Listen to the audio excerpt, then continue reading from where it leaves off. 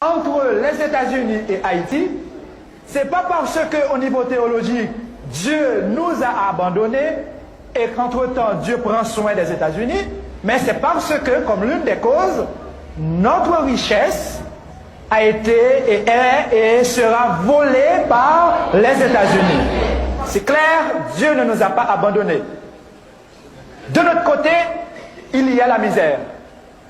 Dieu, s'il nous aime, s'il ne nous abandonne pas, il ne saurait tolérer cette misère. Nous sommes les enfants de Dieu.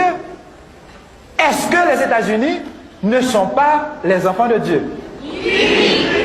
Si les États-Unis, eux aussi, sont des enfants de Dieu, est-ce que réellement les États-Unis nous aident? Ou au contraire, est-ce que les États-Unis se cachent derrière des aides pour nous exploiter encore davantage? Et nous pointons du doigt ceux que eux-mêmes ils appellent les aides pour dire à ces pays que nous comprenons le jeu et que nous ne sommes plus disposés à marcher à genoux pour quémander, mais à nous mettre debout pour réclamer justice et dénoncer ce que eux-mêmes ils appellent premièrement aide et ce que eux-mêmes ils appellent pays développés, car à nos yeux, beaucoup de ces pays, en commençant par les États-Unis, ce sont des pays sous-développés. Sous-développés au niveau humain. Ce fut ensuite au tour de la Suisse d'être mise en cause. Qui ça n'est pas capable de dire dans la banque? Ça n'est pas capable de dire. Côté l'argent nous, Alchita. Ah, notre argent va en Suisse. L'argent, genre, toute compagnie, elle vole, les criminels sanguinaires, ma coupe d'Ivaléry se volent. Dans qui banque Alchita? Ah. Donc, maman nous couche à l'hôpital pendant que 100 en Suisse, notre maman Haïti se trouve à l'hôpital, pendant que notre sang va en Suisse. C'est un scandale, c'est un crime au niveau international. Quand nous comparons nos dettes et nos dépenses pour les importations, et qu'en même temps nous nous rendons compte que ce n'est pas un simple hasard, c'est voulu, c'est entendu entre les grandes nations. Ils se disent grandes pour avoir beaucoup d'argent et pour avoir beaucoup volé. Au-delà de ces voleurs, au-delà de ces corrompus internationaux, nous découvrons naturellement des Suisses, comme des Américains, comme des Canadiens ou des Français, qui ne sont pas aussi corrompus que la corruption internationale. Et c'est précisément à ces Suisses, à ces Américains, à ces Français, à ces Espagnols que nous adressons notre demande. Nous leur demandons si vraiment ils reconnaissent avoir volé, si vraiment ils reconnaissent avoir volé à travers leurs compatriotes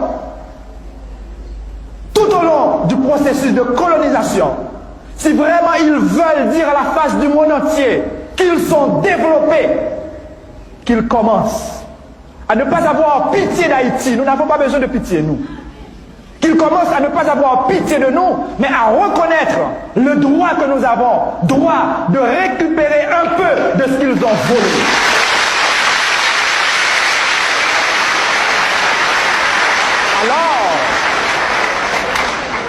Alors, ils pourront se dire des personnes humaines qui transcendent le matériel pour déboucher sur une dimension spirituelle où la personne humaine se développe continuellement et n'ose pas appeler quelqu'un qui l'a exploité un sous-développé quand lui-même il est le premier sous-développé.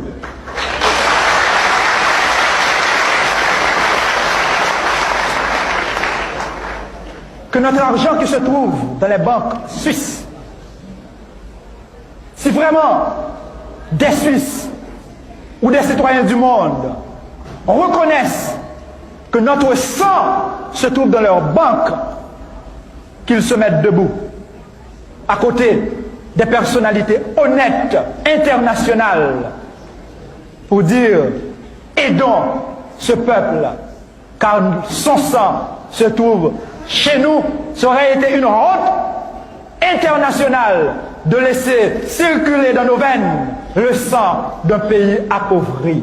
Et qu'un beau jour, Haïti ne dise pas simplement merci, mais qu'ils disent également fierté. Fierté de ceux et celles qui, à travers le monde, ont compris et ont agi. Fierté de cette race noire qui a compris l'historique à jouer à la face du monde.